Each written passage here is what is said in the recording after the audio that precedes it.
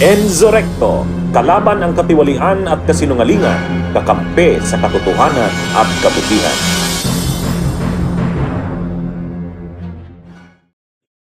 O mga kabunyog, mga kabayan, magandang araw sa inyong lahat. Welcome sa isa na namang episode ng ating talakayan dito po sa Attorney Enzo Bunyog. Napapanood po tayo sa Attorney Enzo Bunyog YouTube channel. Subscribe na po kayo.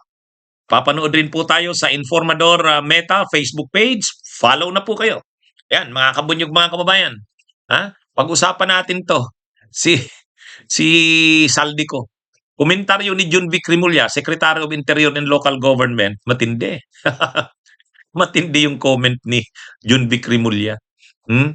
Si ano daw kasi, si Saldico, ngayon, nalaman natin kasi si Saldico, ang alam natin, ang sabi kasi nila John Vic Rimulya nasa Portugal. Tapos biglang lumabas ngayon, nag-file ang kampo ni Saldico sa Korte Suprema ng motion.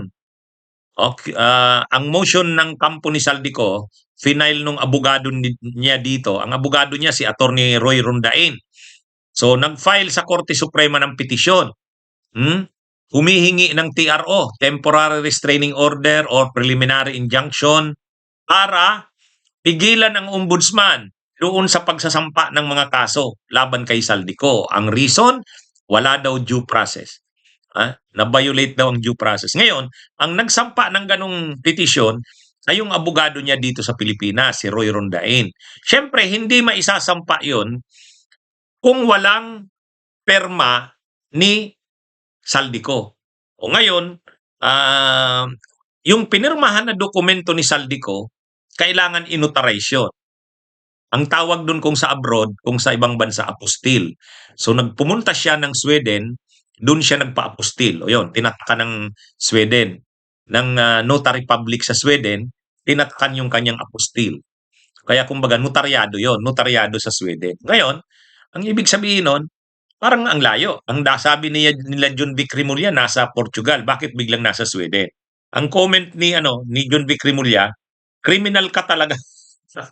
Sabi niya, ang alam namin, mga $100 million ang dinala niya abroad via crypto. Yun yung ginagamit niya. Criminal talaga. Marunong talaga sa krimen. Pati escape route and ng pera, escape route ng bahay niya, kung saan siya titira, alam niya. Escape route ng kung paano siya iikot, alam niya rin. More than a congressman, more than a businessman, he is a criminal. Yan yung statement ni John Vic Rimulya.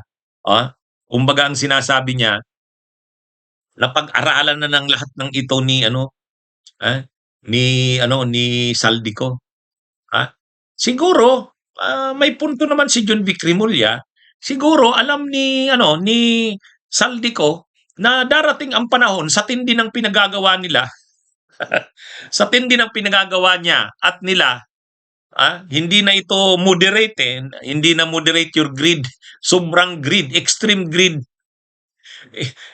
Sobra na Kita niyo naman natin ang mga pinag-uusapan ditong pera, Grabe.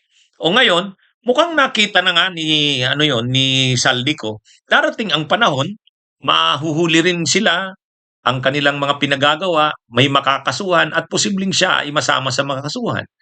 Posible nga, yung mga ganyan na ngayon, nahihirapan sila John Vic Rimulya o ang gobyerno ng Pilipinas, napag-isipan nga ng maigi yan ni Saldico.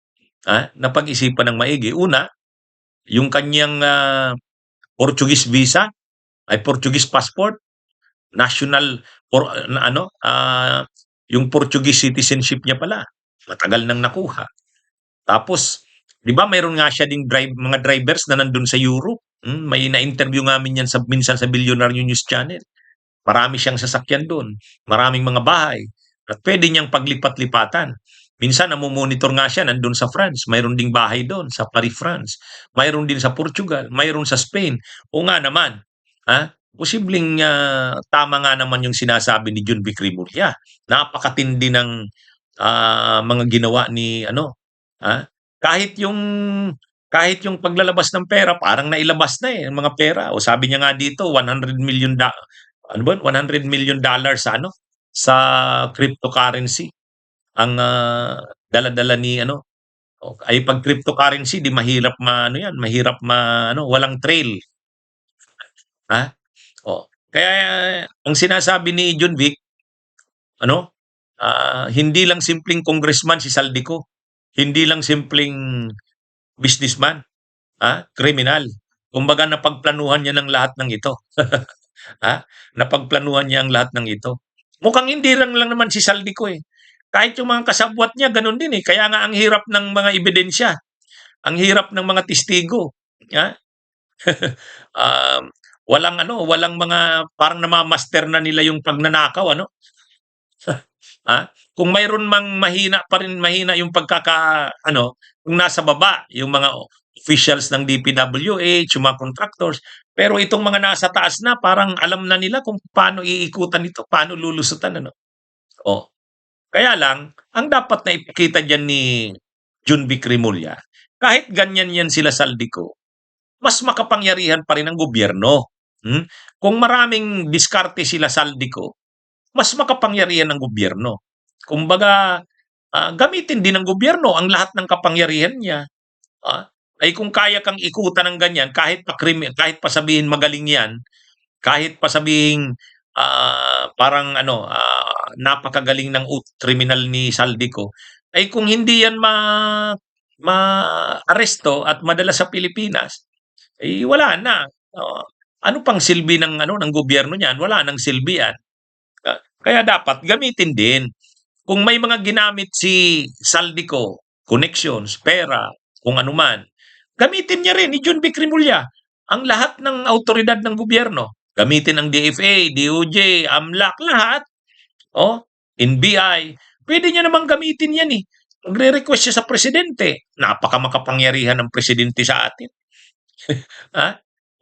Ba't hindi nila gamitin yan para mapabalik sa Pilipinas si Saldico?